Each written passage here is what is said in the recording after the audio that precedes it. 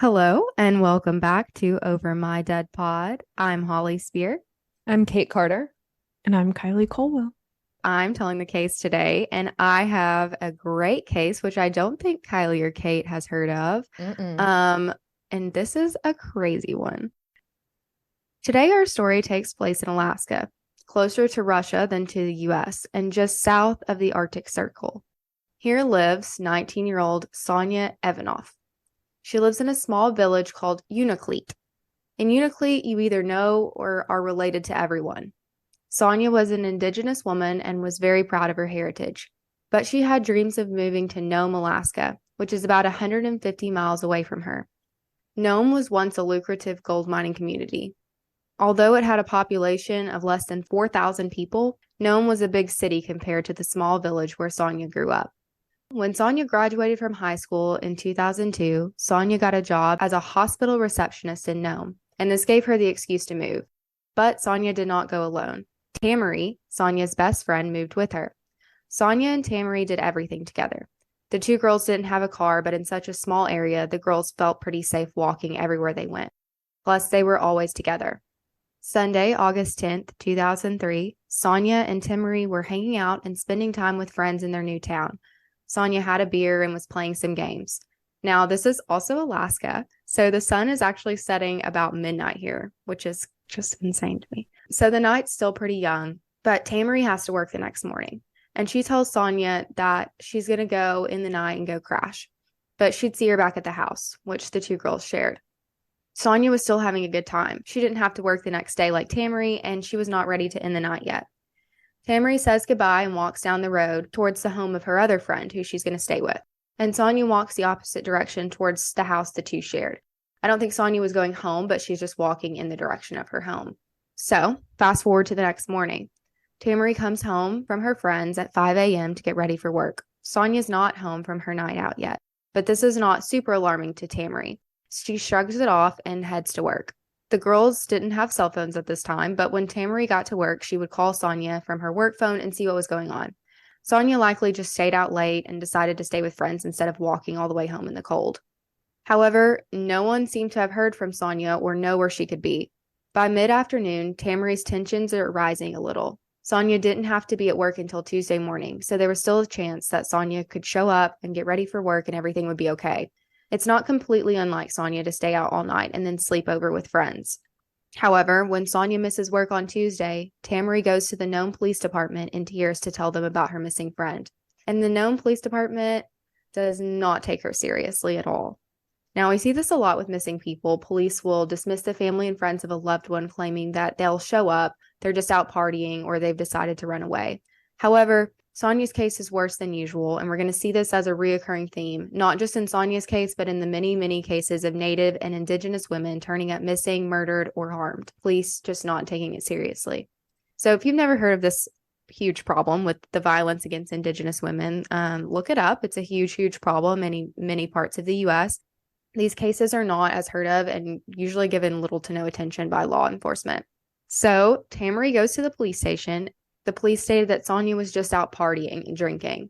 Tom and Christy, Sonya's mom and dad, catch wind that Sonya missed work. They know that this is completely out of character for their daughter. Sonya doesn't just no call, no show to work. So the Ivanoffs jump in their car and start their own investigation. They drive around Nome looking for Sonya and calling anyone that she might have been with. The parents went to the police department and were just dismissed, just like Tamara. But finally, the next day, the police department sent an officer to the Ivanoffs' home to make a report about Sonya. The search for Sonya Ivanoff finally starts. Search and rescue teams surround the area. The next Wednesday, the body of Sonya Ivanoff was discovered. The road Sonya was found down was hardly ever used and led to an old, rundown gold mine. But when the searcher noticed fresh tire tracks down the middle of a muddy road, he followed them. These muddy tracks led to the naked body of Sonya Ivanoff on the side of the road. Now, Nome Police Department make a smart move here and decide that they were not equipped to take on this case alone. The Nome Police Department was very small and hardly had any experience in crimes like this. The officers covered the crime scene without touching anything and guarded it until the Alaska Bureau of Investigations could make their way to start a full-scale investigation. While this was the right decision, it was not an easy one. It's literally Alaska, so you can't just go down the road. The station of the Bureau is 500 miles away in Anchorage, Alaska, with no roads connecting the cities. Eric Burrows, the case officer from the Alaska Bureau of Investigations, told reporters that in the investigation world, you hear about the first 24 or 48 hours and how important they are to the case. And they are. But in Alaska, the first 24 or 48 hours is usually just spent getting to the crime scene. When the investigators finally arrive in Nome, they start collecting evidence. The body of Sonia was naked minus one of her socks. The killer had taken the clothes with him. She had a bullet wound to the back of the head. There was no DNA evidence at the scene or on the body, but the most promising piece of evidence was a pool of blood beside the body that had a tire track running through it. The rainy nights and the blood preserved the near-perfect tire track on the ground.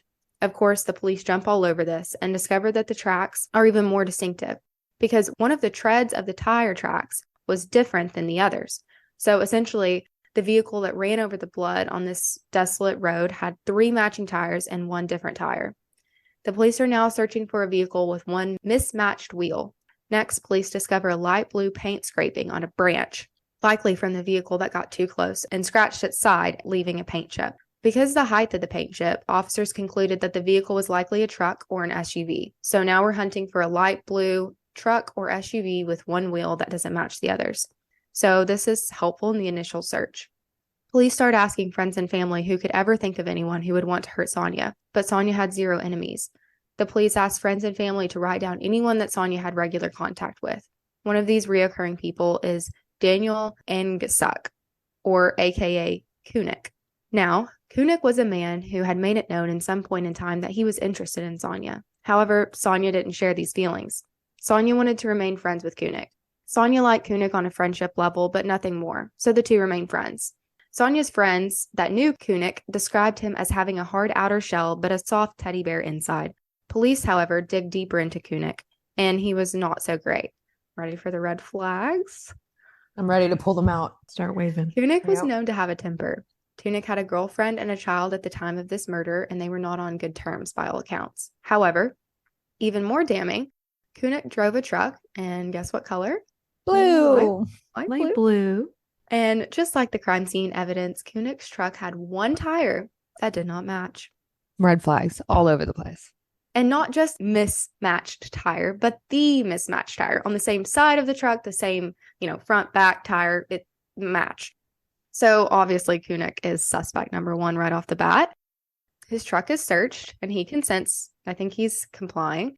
Kunik's truck is searched, and the first thing that stops the officers right in their tracks is a couple of splatters of blood on the inside of the cab of the truck. The police pour a substance that turns green when coming into contact with blood on the tires of Kunik's truck, and the tires light up. There's blood all over Kunik's tires. In the back of his truck, police pull out a blue tarp. The tarp is also covered in dried blood. There are 3 rifles in the truck. One of them is also splattered with blood. Finally, if that's not enough, police pull out shoes, and one of the shoes is covered in a very noticeable amount of blood. So this is not looking good for Kunik. He did not clean up at all. He just kept it. He just kept everything. Yeah. What are we going to hear that he hunts deer, and that's blood of animals? And did I call it? Yeah, you called it. Very surprisingly, Kunik is being very cooperative with police, and he's not lawyered up. The police confront Kunik with the evidence. The investigators start asking Kunik the last time he saw Sonia.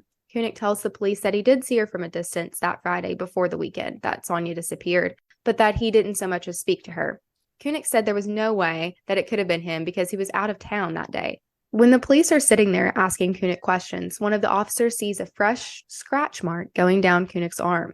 In a rush to preserve evidence on Kunik's body, the police escort him to the hospital and have him examined. Kunik has a couple of scratch marks down his back and his neck. The hospital takes DNA evidence from Kunik, and the officers tell Kunik if this evidence matches the evidence they found at the scene, it's obviously not going to be good for him. I think they're just hoping to get something out of him, knowing there's no DNA to compare it to. The news is also broken to Kunik that they did already know his truck was similar to the evidence of the vehicle found at the scene. Police ask Kunik, already knowing the answer to his question, if there's any reason that they would find blood in his truck. Kunik replies no. But then when probed and confronted a bit more, Kunik offers an explanation. So, Kate, here we go. Here's the classic explanation. Kunik said that the blood was probably from a rabbit, and he had hit a rabbit on the road earlier and had to kill it because it didn't die immediately, and that if they found any blood, that would be where it came from. A rabbit. Well, it could also be from a porcupine. He also shot one of those while hunting recently. So all of this could be explained away. Those don't have much blood. No. Mm-mm. Yeah. Mm-mm. He would have been better off saying a bigger animal, like Right? that. A squirrel. I hit a squirrel earlier and its blood just went everywhere. Yeah. I've got plot twists for you guys, so. Oh, I'm excited. It goes without saying that the Alaska Bureau of Investigations is calling major BS on this story. The police had their man, but would need to wait to make an arrest until the blood came back as a match for Sonia. Meanwhile, Sonia's family is rightfully upset about the lack of movement in their daughter's case and are haunted by the thought that Sonia's killer is living freely among the residents of this tiny town. Sonia's dad, Tom, understood far too well about the rate of missing Native women and the likelihood of the cases being solved, and Tom is relentless. This man goes to the police department every day at 8 a.m. in the morning and every day walks into the police department demanding answers to his daughter's case. Tom prints out a picture of his daughter and took it to the police station and stuck it to the wall as a daily reminder to the officers that his daughter's killer was walking around. Finally, the blood results taken from Koenig's car come back from the labs, and police are finally ready to make their arrest and put Sonia's killer behind bars. But the tests come back, and it is animal blood. All of it. On everything. On his tires, on his shoes, in his car, on the gun. And Koenig is able to take the officers back to where he hit the animal on the road, and it's still there. So, I guess this is Alaska, so maybe normal. I don't know. The paint samples from his truck come back, and they are not a match either. So, this is all just a huge coincidence, which is just crazy to me. Because they were ready to arrest this man. Everything was going against him. Oh, right? 100%. Now the police have 0 leads and 0 suspects. One of the officers on the case was a new and eager officer named Brian. We love Brian. Brian says that he was humbled and honored to take this case, and he was going to give it all he could. And he did. However, Brian quickly learned that the police department did not do a good job of sharing information with each other, and Brian was often left in the dark of who had been interviewed, new leads, etc. So instead of going with the flow, Brian literally said, "Af this, I'm going to start a whole new investigation from square one." And thank God he did, because it was the saving grace in this case. Brian notices a tip that was from an eyewitness that never got followed up on, who claims that they saw Sonia walking home Sunday night. The witness was a woman who was outside on the porch smoking a cigarette when Sonia walked by. The two knew each other and they waved. Sonia kept walking down the road. However, Sonia was not alone. Close behind Sonia was a car stalking her. The best part is this is not just any car. This is a very distinctive car. It was a Nome police squad car. Wait. So, what? So the tip conveniently didn't get followed up on. So, sets the scene for the story. The car comes to a stop at Sonia, and the eyewitness hears Sonia say, "What's going on?" Then Sonia gets into the police car, and it drives away. So obviously, when Brian, the only actually honest officer in Nome, here's this eyewitness report, he is faced with, do I report it or do I not report it? Obviously he does. And a new investigation starts with a completely sinister outlook on the city. The first question is obviously, whose car is this? Who had access to this car? And who was on patrol the night the eyewitness saw Sonia being picked up? Turns out that Nome Police Department only has 3 police vehicles. And this is such a small department that officers don't get their own car and they don't get to drive it off duty. The department had a practice where the vehicles that the officers would drive, they would switch them on and off their shifts. So when you got done with a shift, you would take your car and pick up the other officer and they'd drop you off at home. So people are sharing these cars. The officers on duty the night Sonia went missing were Matt Owens and Stan Vesqua, and each was driving their own car. Ironically, both officers were some of the ones who had dismissed the parents of Sonia, Tom, and Christy, and were very dismissive of the appearance from day one. The investigators, because obviously it's the Bureau at this point, can't really have the police department investigating when they're in the murder. The investigators learned that the Nome Police Department didn't keep their cars really on lockdown, so they would just be left in front of the police department and many times not even locked. So could be anybody at this point. Obviously, we have the Bureau in Anchorage that come back to take the case. And obviously, both of the officers were scheduled to make the long trek into Anchorage to take a polygraph. However, before this could happen, one of the police cars came up missing all of a sudden. So police were on a mass search for the stolen cruiser. They were searching all night until Officer Owens found the car at 2 a.m. across the street from where Sonia was found. Is this Officer Matt Owens? Matt Owens finds the car. Matt and Stan were the ones that were supposed to have the car that night, right? Yeah, in separate cars. So we don't know which car it was. We don't have like a license plate. At this point, we either know someone stole their patrol car, which is highly unlikely because they were literally in it, or it's Matt or Stan. Not looking good, boys. Not looking good.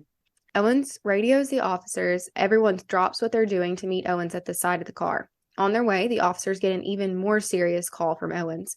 Owens radios again and reports shots fired. Owens was shot at 3 times, but was able to jump out of the way and run into the woods. Police arrive at the scene, and the assailant escapes. Police start looking around the scene, and they find an envelope sitting in the driver's seat of the stolen police car. The envelope reads, "Pigs, I hate cops. I hate every one of you." Is this like a Jesse Smollett? Real? It's the stupidest. I'm going to go ahead and say a cop wrote that letter. Mm-hmm. Say the letter again. "Pigs, I hate cops. I hate every one of you." Sonia was just a person in the wrong place at the wrong time. I did not know her, and as you can see, it was easy for me to take your pig car keys. It was not her fault. She thought I was a pig, and shit just happened. She was just a person, and I just wanted to see if I could that night. Every one of you should be careful. I watch every move you make. Leave me alone, and I will leave you alone. I'll shoot you in the head if you get close. As proof of Sonia knowing this person, in the envelope is one of Sonia's ID cards. A non-cop wouldn't write that type of letter. Like, that is just... Yeah. Leave me alone. You I'll pigs. leave you alone. And the cops are like, okay, deal. Bet. Yeah. Oh, no, like, he called us a pig. Oh, no. Yeah. It's a deal. We'll leave you alone. Like, okay, whatever. Officer Owens is so shaken up by barely making it out alive from the shoot-off that he does not come in for his polygraph and instead goes to see a therapist. However, the other officer scheduled to take his polygraph and have his interview, Stan Vesqua, does go in for his interview and recounts his night. Stan tells the officer that he responds to reports all night, and by the time of Sonia's disappearance, he was back at the station doing paperwork. The only real thing that the officers have to back this up right now is the dispatch log from that night. Stan is insistent that he did not see Sonia and he did not give her a ride at any point. 5 days later, Owens does come in for his interview. Owens tells the investigators about all the reports he responded to that night. How it was a normal night on the job, and at 7 a.m. he picked up the sheriff who was going to be switching into his car for his shift.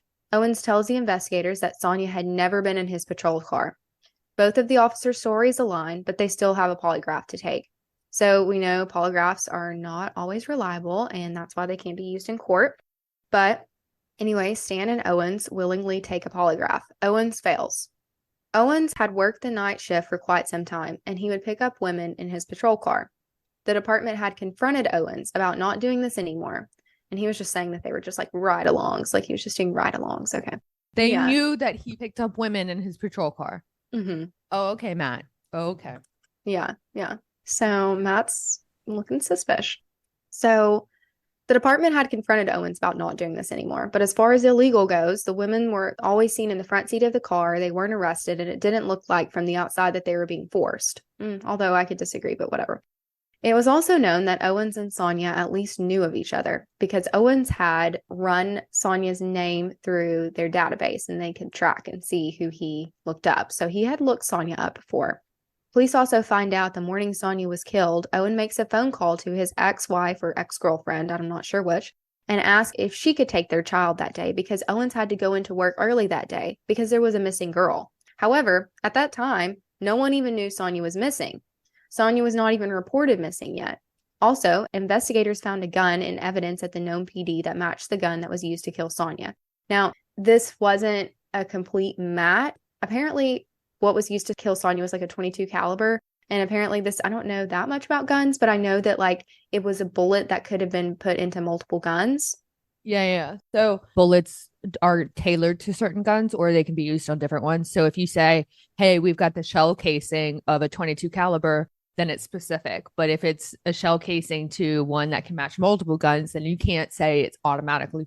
Yeah. So this was a gun that could have fired that bullet. They couldn't say for certain because I think that been a different gun. It could have been a different gun. But which kind of confuses me because I thought you could do that whole like if you had a casing, see the bullet sticks.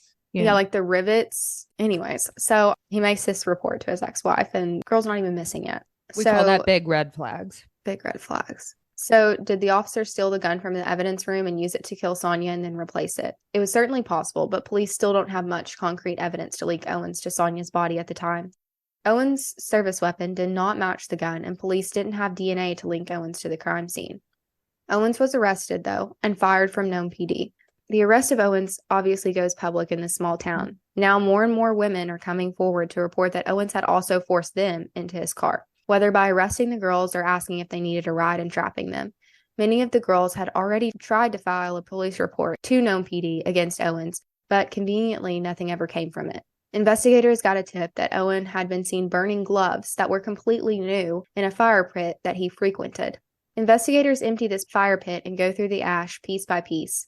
What was left was metal. The little metal, like circle-looking things that you would thread your shoelaces through. You know what I'm talking about? They're on the shoe, and you put your shoelaces through them. I don't know what they're called, but there was those little metal things, and they said Skechers around them. There was also buttons from a jeans that said Tilt, that's the brand, and a key. The evidence was taken to Sonia's family in hopes that they would recognize any of the small bits that belonged to their daughter. And they did. The family knew that Sonia wore the same brand of jeans called Tilt and wore Skechers. However, one thing that was not Sonia's was the key that was found. After 2 weeks in jail, Owen makes bail and is released. January 18, 2005, the case of the state of Alaska versus Owens begins. It's pretty obvious to me what happened here, but let's talk about what we have against Owens. It isn't the rock-solid, ideal case investigators would like to have. So we have an eyewitness testimony that a woman and her friend were outside smoking and saw Sonia talking to a man in a police car, and Sonia got in. We have a burn pit that someone saw Owens toss gloves into. Later in that burn pit, small pieces of metal were found with brands that matched the brands that Sonia wore. We have a gun in the evidence room of the Nome PD that Owens could have had access to, but it cannot be determined for sure. We have a failed polygraph, which we know is inadmissible either way. Officer Owens had also run Sonia's name through the department's database before, but if you think about it, there's no real uncircumstantial evidence, and there's no DNA at the crime scene or physical evidence that shows Owen at the crime scene. So if you think about it, we really just have, we saw him throw gloves into the burn pit, and then they searched the burn pit and there's all these things, but we didn't see him throw those things into the burn pit. We have no DNA at the scene. We have basically nothing other than just hearsay. On the defense side, the defense brings forward an eyewitness who claims that he saw Sonia in a vehicle days after the prosecution claimed she was killed. If this was true, it would throw off the prosecution's timeline of events. However, the witness says that he cannot be 100% sure if it was Sonia. The defense also claims that Owens would not have access to the gun and evidence. The defense also claims that Owens' wife has her days mixed up on the day that Owens said that he had to go into work early because of the missing girl. The defense takes the approach that Owens is innocent, and the prosecution has a way better and significant case against other officers, specifically another officer named Redburn. The defense claims that Owens was actually having an affair with Redburn's daughter, and there was a recent incident where Redburn had punched a suspect in the face and Owens had reported it. Reportedly, Redburn carried a big grudge against Owens, and therefore Redburn was trying to frame him for the murder. Redburn had been the officer to collaborate with the Alaskan investigators and had been the one that suggested the gun in the evidence room of the Nome PD could have been used. But the defense also insinuates Kunick again, the young man from the beginning who was ruled out, and that turned out nothing could be related to him. It was just a huge misunderstanding. So the defense's case is basically look at all these other people that it could be. Why blame Officer Owens? The jury deliberated for 40 hours, and the jury reported that they were deadlocked, and the judge declared a mistrial. Sonia's family was, of course, devastated. They had not been taken seriously from the beginning and feared Sonia would be added to the list of Native girls whose killer would never be known, especially up against a law enforcement officer in this case. The prosecution asked for a change in venue of the trial. In this case, the prosecution argued that it was impossible to find a jury in this county. The judge agreed, and the case was moved to a neighboring area in Alaska. So, still not done with the plot twists. In the literal middle of the second trial, an actual truthful officer in Nome, the same one that originally reported the eyewitness sighting of the police car, turned it in, was shocked to hear that someone had actually seen Sonia's ID in Owen's bedroom. This is the same ID that had been found in the abandoned police car the night of the alleged shootout. So now the question is if this is going to be allowed in trial, because we're in the middle of trial right now. So right. This new evidence was not discovered before the trial, but it's also hearsay. And not just that, it's third-party hearsay, which goes like this. The person who saw the ID told someone else who told the officer. So I will say I think Owens did it, but the evidence in this case is jacked. Like, everything is hearsay. Like, it's just so crazy. The Nome Police Department starts frantically searching for who had seen this ID and found that after Owens' wife or girlfriend, whatever, kicked him out, he moved into a woman's house and paid her rent. In his room, the woman saw the ID of Sonya. Now, this woman is a friend of Owens. So investigators are a little iffy on if she would ever testify, if she would come to this trial in the middle of trial and testify against her friend. So investigators get a warrant and tape the woman saying that she did see the ID, but when called to the stand, she denies everything. The jury debates, and this time they come back with a verdict. Owen is found guilty of first-degree murder and sentenced to 101 years. To this day, Owen still denies he killed Sonya. So, this is a case where a Native woman actually got justice, but this is just one good story out of hundreds and hundreds of unsolved cases, hundreds and thousands of assaults against Native and Indigenous women in the U.S. According to the Center for Disease Control and Prevention, the murder rate is 10 times higher than the national average for women living on a reservation, and the third leading cause of death for Native women. Additionally, this group are significantly more likely to experience rape in their lifetime compared to other women. In 2016, a study by the National Institute of Justice found that more than 4 in 5 American, Indian, and Alaskan Native women, 84.3%, have experienced violence in their lifetime, including 56.1% who have experienced sexual violence. Indigenous women and girls are murdered at 10 times higher than other ethnicities. And these are just the statistics that go reported. There's a much bigger problem in the cases that go completely unreported. So this was the murder of Sonya Ivanoff. And we are going to attach a link to the National Domestic Violence Hotline and a link specifically to the Native American service page of that website, where you can call, text, or chat if you know someone who is experiencing this. They have free and confidential support for Native American or Alaskan Native survivors and families affected by violence. This one was messy. I knew this was going to be messy where the body was found, and there's just an absurdly large tarp, not one that they use to cover bodies, and they're just holding it down with like rocks from nearby. Mm-hmm. And, you know, they don't deal with murders. Mm-hmm. No, that's a crazy story.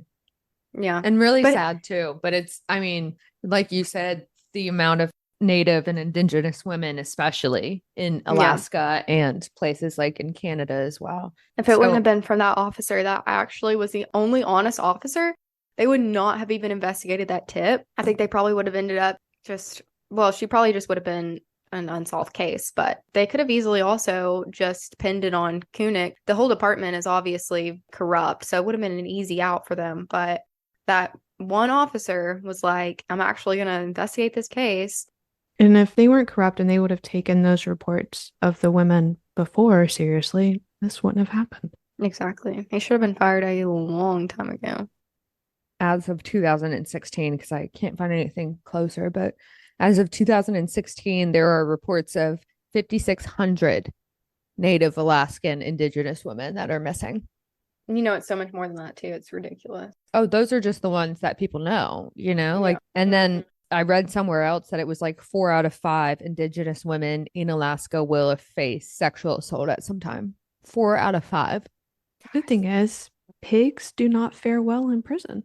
They do not. Gosh, in January 2020, there was 447 women missing that year.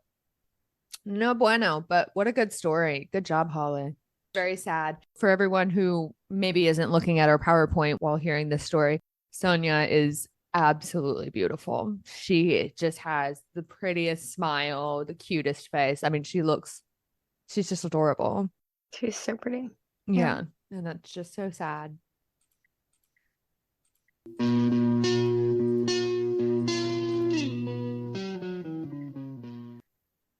All right, and now it is time for our segment of Overtime, which is where we are going to update you guys on crimes that we pick out ourselves. So I think Kylie's going to start us off. Go, Kyle's. A little something. So on November 20th in Omaha, Nebraska, 43-year-old Carrie Allen was reported missing, and police named her ex-boyfriend, Aldrich Scott, as a person of interest. By the time they did this, I have no idea where. There's no real evidence as to like how they got to this point. But when they found out, or they wanted to talk to Aldrich Scott, they realized he flew to Belize. So on December 6th, they arrested him in Belize for kidnapping. As of now, this is December 11th. He's about to have an extradition hearing to come back to the USA, but we still do not know where Carrie Allen is. There's no evidence of her anywhere. No, so I'm assuming they have more info. They definitely have more info. It's not looking like she was on the plane to Belize, but they are still searching. It's been about 2 weeks now, so we'll have to keep an eye on that. Yeah, keep us updated. That's really sad. Very sad. Okay, I'll go next if you want me to.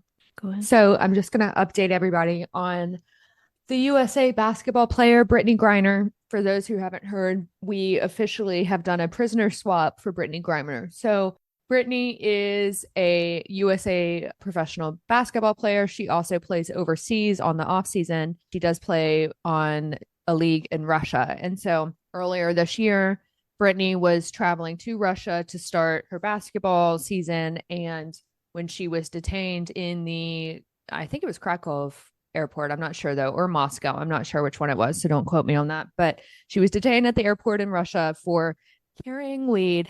Even in the US, you can't travel with weed. Doesn't matter how much it is. If it's legal in some states, you can't do that. So to do it in Russia, not a smart decision. I think everybody would agree with that. That's a big no-no, even though I will say it was just weed pens and cartridges. It wasn't physical flour, but she was arrested in Russia earlier this year. She was convicted and charged with the crime of transporting illegal substances into the country, and she received a 9-year prison sentence in Russia. So now that we have all of that information, these past few months, U.S. officials have been working on trying to get Brittany home and out of her sentence, because obviously she wouldn't have been sentenced that if it had happened in the U.S. Well, this past week, and this is a very controversial subject, let me just say that too. What I am talking about, this is Kate Carter, is my personal opinion. You guys don't have to have the same one, but I'm just going to speak about it. So this past week, we traded a convicted known arms dealer in a Russian convicted known arms dealer, and his name is Victor Bout. And so we traded Victor Bout back to Russia in order to get Brittany Griner. Let me just tell you about Victor Bout for a second. For those who don't know him, or for those that don't know the process, when you do a prisoner trade, usually one of the receiving ends is getting a lower deal. That's just how it usually happens. And especially when it comes to Russia, we have a lot of informants, former Russia government employees, stuff like that are in prison in the US. We have a guy named Victor, and Victor Bout is also nicknamed the Merchant of Death. So the Merchant of Death also, I believe at some point, had a movie or a TV show made about Victor and his life. This man is extremely dangerous. He was a former military officer, and he was serving 25 years prison sentence in the US. And those were on charges of conspiracy to kill, exporting anti-aircraft missiles, providing material support to terrorist organizations and to the Russian government. So let's just say Victor Bout, the Merchant of Death, not a good person. He had killed many before, was in prison in the US. We decided to trade him for Brittany. So I'm just going to kind of end it there. We now have Brittany Griner back in the US. We'll see what's going to happen next. I assume she's probably going to be let go of all charges because she is a famous professional athlete and will not be in trouble anymore. We have now released the Merchant of Death back to Russia in a prisoner exchange. Look up the US prisoners that are currently being held in Russia. There's obviously lots of names that we don't know and lots of people that are probably there that we have no idea to, but in a prisoner exchange, quite a few other people that we could have tried to get home to the US. And I'm just going to leave it there, and you can take it as you want. Anyway, so that is my story for today. I will keep you guys updated if I hear anything else on our next episode. So my story, I don't know if you guys remember this, but a couple episodes back, I did my overtime over a woman who had reported that her father, who had passed away, was a serial killer and that he had buried bodies around his property. And then the FBI came in and like all that. Yeah. Okay, well, We're girl ready. who cried wolf because nothing was found. She claimed that her and her siblings had helped their father bury dozens of victims on their property, and the FBI found literally nothing. I think there's reports that she had some mental health problems, so that is sad. But also, I feel bad also for the older guy who had his like reputation just completely tarnished for like a couple months. But anyways, so clearing that up, found nothing. So okay, so I have one more. That was just a little update to my last one, so it didn't count. I also have a article that I found. DNA taken from a truck's door handle in Washington leads to arrest 34 years later after Wisconsin mom's killing. So, November 6, 1988, Betty Roth was walking in a blizzard when she was sexually assaulted and murdered. They found DNA evidence on a door handle 34 years later, or was DNA taken from that door handle and it didn't come back till 34? Yeah. Okay. So, here's the deal. The 60-year-old resident never made it home. Her lifeless body was found the next morning near a railroad underpass just outside of the city limits. She had been sexually assaulted and strangled for years. The case went cold until recently. The sheriff's office announced that it had made an arrest. Jean Myers, 66, of Washington, was arrested and charged with first-degree murder and sexual assault, use of a deadly weapon. So authorities were able to apprehend Myers with the use of familial DNA. This is what I want to talk about. Familial DNA. Back in 1988, investigators took a swab from Rolf's body, the victim's body, and in 2001 ruled out any of her family members as suspects. And in 2019, thanks to advances in DNA technology, investigators used DNA evidence found on the swabs to search for possible relatives of Roth's killer.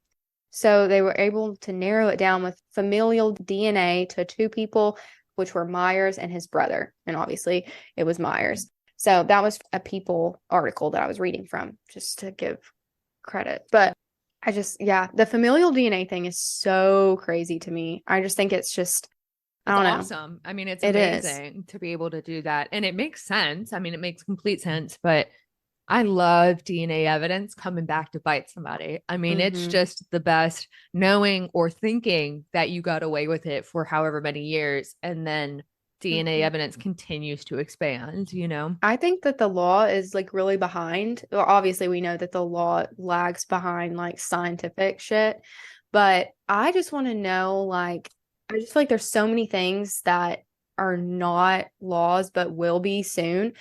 I don't know. It's weird. I mean, I guess like if you throw your DNA away in the trash, you take a cup and you throw it away and you put it outside on your sidewalk. Obviously, we know that you can just like anybody can just come and take it. It's not yours anymore. Wait, say But that one more time because I want to go ahead and say a lot of people don't know that.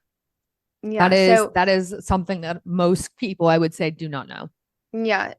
Well, the way the law is, if your trash or anything you discard or you get up from a restaurant, I mean, that you leave your DNA and that's not yours anymore. You don't have a right to say, hey, you need a warrant to get that. It's not, you've discarded it and it's not yours anymore. People So don't throw out your dirty business in the trash, okay? yeah, and if you have some No questionable bueno. relatives, don't do ancestry DNA. Just like I guess Actually, shouldn't say go and that, do but your ancestry. yeah, I guess Go and do it. You know what's funny? I was just watching an old episode of Law and Order SVU where they were talking about familial DNA. That's how they caught one of the perps. But they were even talking about they're like, we don't know if this will be legal or for how long. Let's just use it.